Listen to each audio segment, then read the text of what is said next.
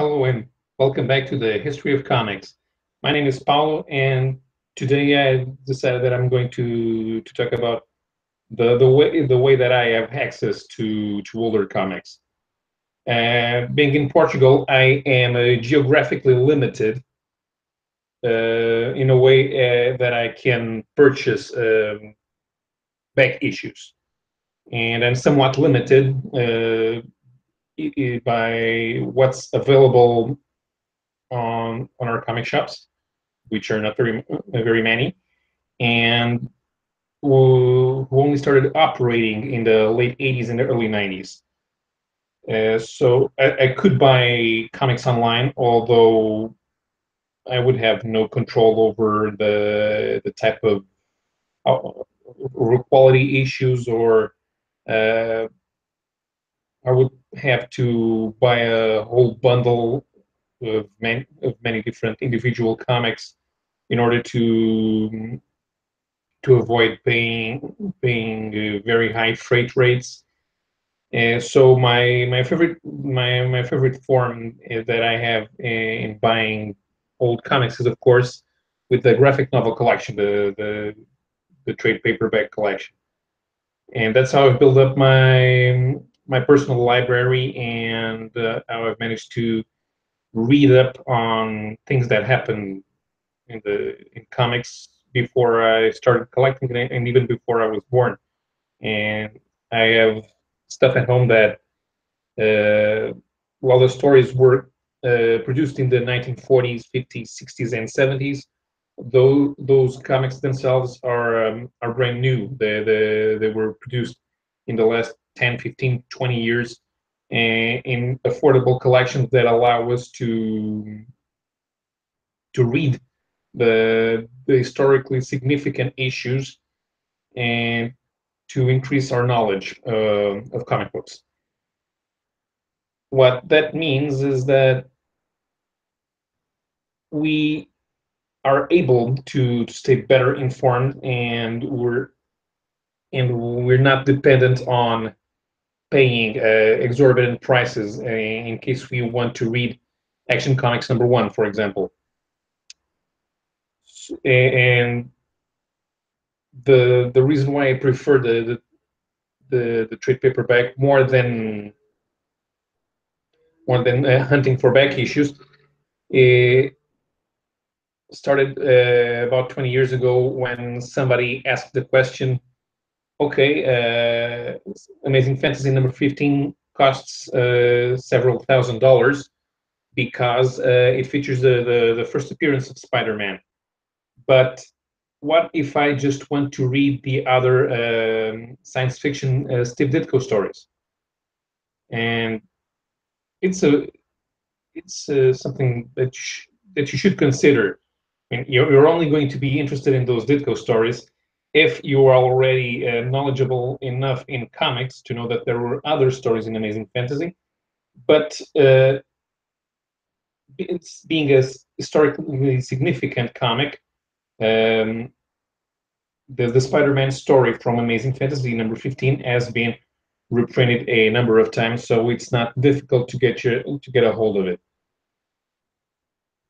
So it's important that as many comics as possible are available, not only in graphic novel collections, but also online.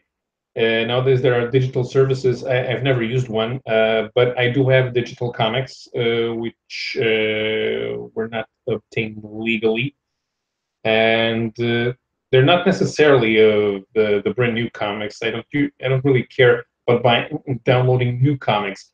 Um, I prefer to get my hands on older stuff, and it's not just the stuff that's available in trade paperback collections.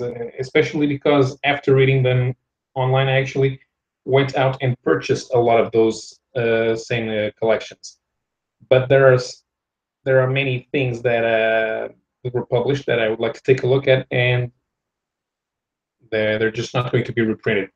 Another YouTuber, Charlton66, has been posting videos with a lot of his Charlton Comics collection, and once I asked him if he had some some of those hot rod comics that Charlton used to put out in the 1960s, and he did. But if I want to read them, either I have to search for them online, for buy the back issues from an online store, or I would have to go to the United States and buy them. And there is no incentive for any company to get the rights to them and to reprint them, because they're not a high sought out item. There's no market for it. So the only way that I'm going to read Charlton's Hot Rod comics, or the pre-Atlas Implosion spy features, featuring Kent Blake or Rick Davis of the Secret Service, or even if I want to read the King Faraday stories at DC, those are not going to be reprinted. So the only way that I can get them is by downloading them if they have been scanned by another fan, because they're not even available on digital subscription services. So the way that I've been able to build up a bit of a collection has been mostly with the trade paperbacks, and I have some of those digital comics. Seeing as how I'm limited geographically and by time, I can't go much further back than this. But during the 90s boom, we already had a comic book store, so I was not reading in English back then when this came out. Danger Unlimited, a comic that John Byrne launched at Dark Horse, and they had the Legend imprint, which was an attempt to start a Vertigo-like group of series that privilege some higher quality of product. They had their own Comics' Greatest World as a superhero type universe, which there were a lot of back then. But the Legend is where they launched Hellboy and Monkey Man and O'Brien, also Sin City. And Byrne, who was not very popular at Marvel or DC at the time, thought that he could make some money on Dark Horse, so he launched Danger Unlimited. This was an attempt at doing a Fantastic Four 2099 comic. Nothing came of it. Marvel did do a Fantastic Four 2099 later, but Byrne recycled some of his ideas here. There's a Doom-like character over here, and this is obviously the thing, although here it's a female character. Issue number 3, also the Torch of Liberty, which was a backup feature in Danger Unlimited, created by Byrne but drawn by his stepson Kieron Dwyer, who I first found out about when he was drawing Mark Gruenwald's Captain America during the Captain Nothing phase. There's a number 4 with a homage cover, and here in the back they had the same cover but in black and white. So this was published around, what, 1994, yeah? So I can't go much further back than this, probably 92, 93, 91. A few things from the 80s arrived in the shops, especially because they wanted to have their own back catalog. But buying comics in English in Portugal, that's not the main market. It's only for specialized buyers. It's easier to get a few, some of these though, because the prestige format books actually stayed on the shelves a bit longer. This is the epic Tomb of Dracula, which is also done by the Marv Wolfman and Gene Colan. So they were retreading old ground. This was a 4-issue miniseries, and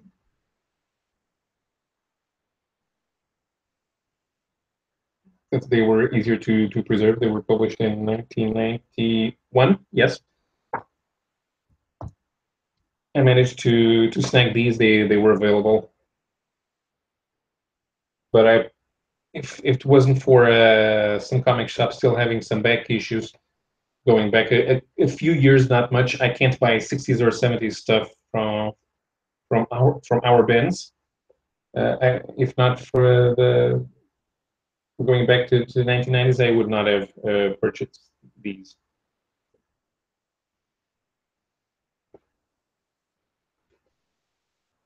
I actually like this. Jim Cullen was always a great artist, and horror is where he's better. Some things that were reprinted a few years ago were the DC reprinted key issues as Millennium editions. They had this golden seal on the cover, and just the original cover here. See, that's the problem. Adventure Comics number 247 is reprinted because it's the first appearance of the Legion of Superheroes. And we are able to read up on not only on the origin of the Legion, which there's still a Superboy feature. The Legion only becomes a feature in issue number 300. It took almost 5 years of appearances for DC to trust the Legion of Superheroes. Stanley would have gone with the concept 3 months later if he thought that it was selling well enough. But this also has Green Arrow stories. Here, if you sometime before Jack Kirby took over, and there's a couple of filler strips of humor and Aquaman as well. See, they're published integrally here. But what if I want to read 248? That reprint that has never been reprinted like this because it's not a key issue, and I would have to look for collections that feature the stories individually. But I could not buy the comics here. We have visitors. Hello, Mind the Comics. Mind the Comics put out a new video, his final video on the Sandman series that he has been reviewing. You should stop by his channel. Yeah, some great reviews. He's been buying up the Portuguese reprints, collecting the best, some of the world's best comics that have been reprinted in graphic novel collections here in Portugal. Even Golden Age stuff has been reprinted in this collection. This is All-Star Comics number 3, the first appearance of the Justice Society of America.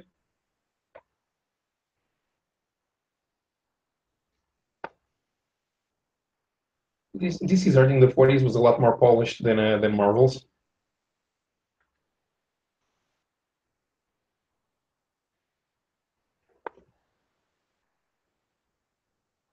Also Wonder Woman here.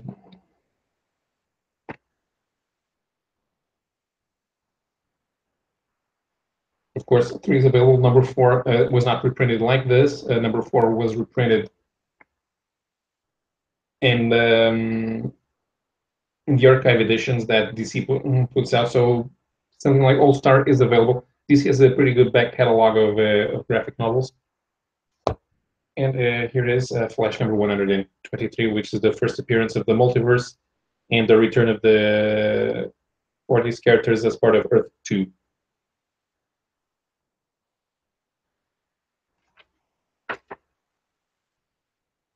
There's, of course, the main story. There are Flash of Two Worlds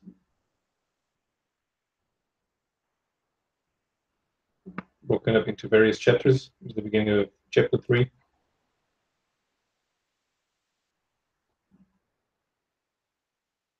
The Shade and the Fiddler are the villains that both Flashes were fighting. So there was a full story on that was reprinted here.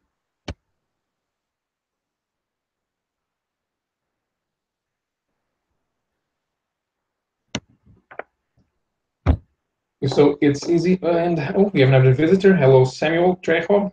How are you doing? And another key collection is a Shield by Jim Steranko. This is the Marvel took its sweet time getting the Shield series in print, because it doesn't actually feature superheroes, and Nick Fury, while an integral part of the Marvel universe, does not sell well on its own. And but getting a full collection of Steranko strips is pretty good. So this, especially as he got better at the end.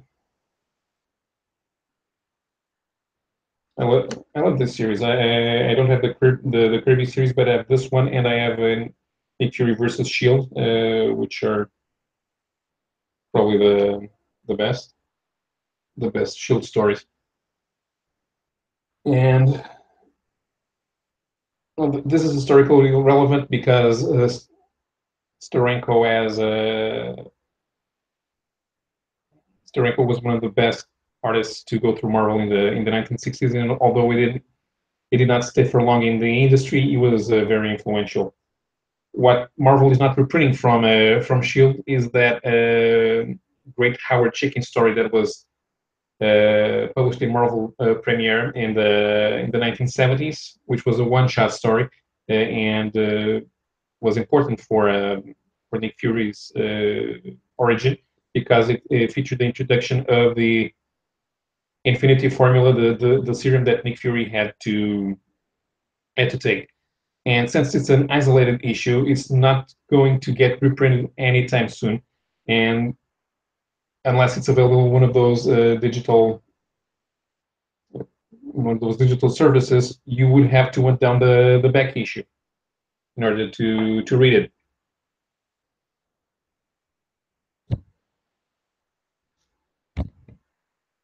Same thing with same thing that is for Shield's for Doctor Strange. Doctor Strange is a cult hit. It's not a favorite, but I do like this run by Steve Englehart and Frank Brunner.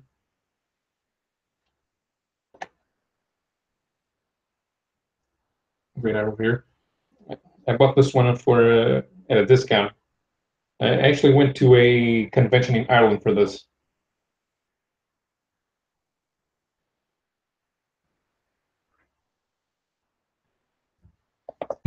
Even even trade paperbacks can get rare, because I'm pretty sure that one day Marvel is going to decide to reprint the important Steranko Shield and that Doctor Strange series. But what if I want to buy something a little bit more obscure, like this collection of Time Masters, which reprints the 1989 series? And unless it's available in a comic book store, people are not going to know that the story is available, and they're not going to read it. This is something that was enjoyable, but it's off people's radars. It was written by Louis Shiner. It features art by Art Tibbert and Jose Marzan Jr. and was an attempt at doing a post-crisis version of Rip Hunter Time Master. So there's a lot of posing here.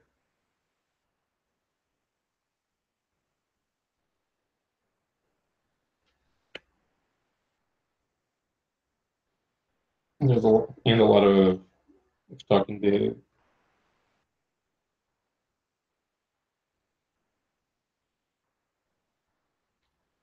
There is some action.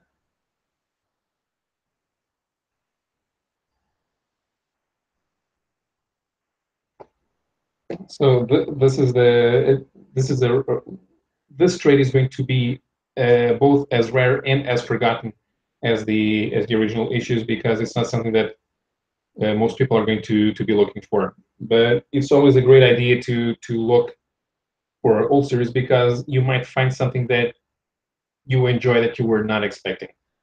And there's got to be an easier way to reprint comics like this, because they're not going to be available for everyone. And unless there's somebody educating people that these comics exist, yet other people are not going to look for them, and there will be no market. Actually, kind of strange that this has been reprinted because Rip Hunter appeared in the Legend of Tomorrow TV series, but I suppose that it's not the what most people are going to buy. The Atom is in there too, and I didn't see anyone clamoring for the sort of Atom collection to be reprinted. I have the sort of Atom collection at home as well. Here's something that is very difficult to get reprinted: licensed comics. Fortunately, Star Trek is something that that has fans outside comics, and they would be interested in having a piece of merchandising because that's what it counts. IDW has been handling the Star Trek franchise very well, and they've kept the old comics in print. This is the Marvel series. They also have the old Gold Key issues. But this is the Marvel series, and it features all the stories from issues 4 to 18. Issues 1 to 3 had the movie adaptation, Star Trek: The Motion Picture. And this has several writers. We have Marv Wolfman, Danny O'Neill, Mike Barr, Tom DeFalco. There's a lot of stories by Martin Pasco, one by Alan Brennert. And there's a lot of variety of artists. Dave Cockrum and Klaus Jensen did the first stories. Cockrum and Jensen is a strange marriage, because I grew up used to Cockrum having artists with very fine lines doing the inking on the X-Men, and Jensen is very rough. That's why he's great over Frank Miller, but here it kind of drowns Cockrum a bit.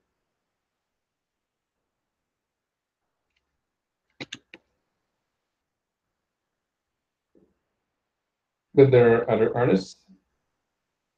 Here is Ricardo Villamonte over Cockrum. I think Cockrum is great at science fiction, not from his time in the Legion of Superheroes, and having him do Star Trek was a good idea. There's more. Let's see if I can find that Gil Kane issue that was around here. Joe Brozowski. Doesn't matter.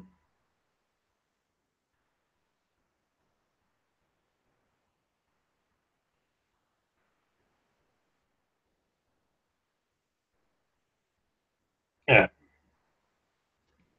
The story is by Gil Kane. A rarity, Gil Kane on Star Trek. And luckily, this Star Trek is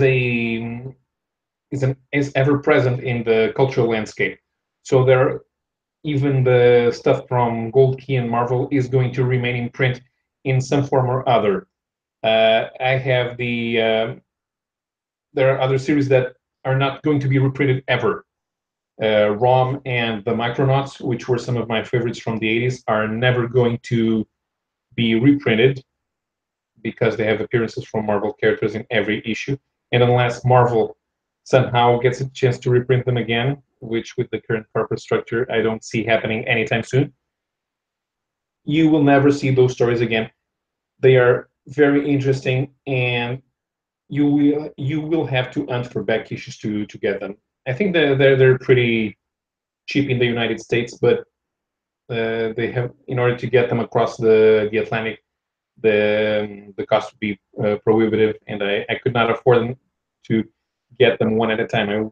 I would have to get a complete set of all the 75 issues of ROM and of all the 59 of Micronauts.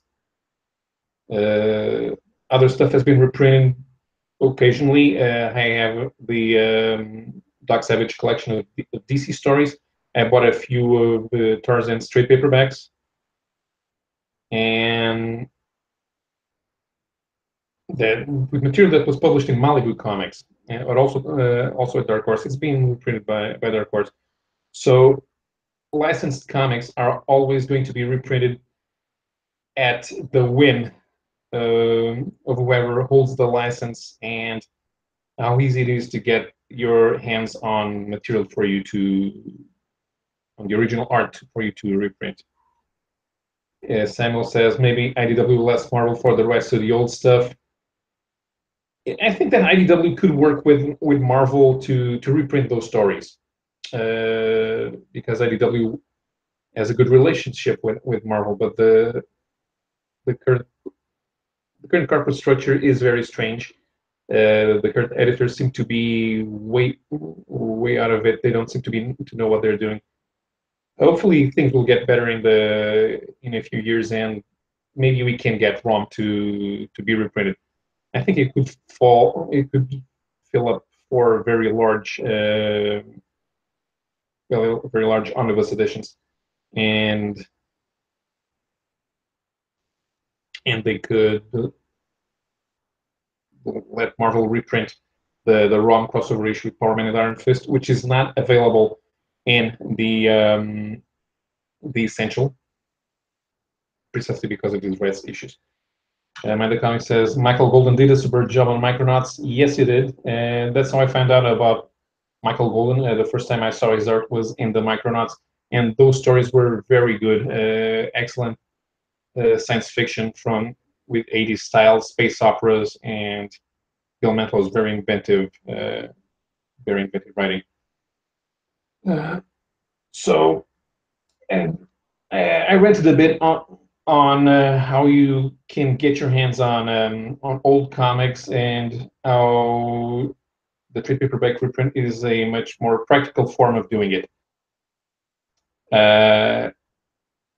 But it's not enough, and there needs to be a legal way to get your hands on comics that are outside the reader's comfort zone, because they're not going to try to find out about other comics unless they are available in some form of mass market,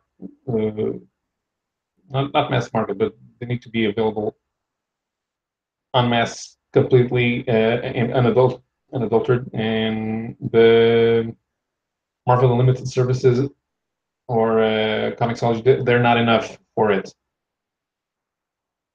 So that's why I have to recommend that if you can get your hands on scans of some material, you should. Otherwise, you might be missing out on obscure characters that you've never heard of. So I guess that's it. I'm done ranting. Thank you to Mind the Comics and Samuel Trejo for stopping by. I hope you enjoyed the collection of individual issues I showed you. I'll have to think up something to do for my next video in a few days. And until then, keep reading old comics. And bye bye.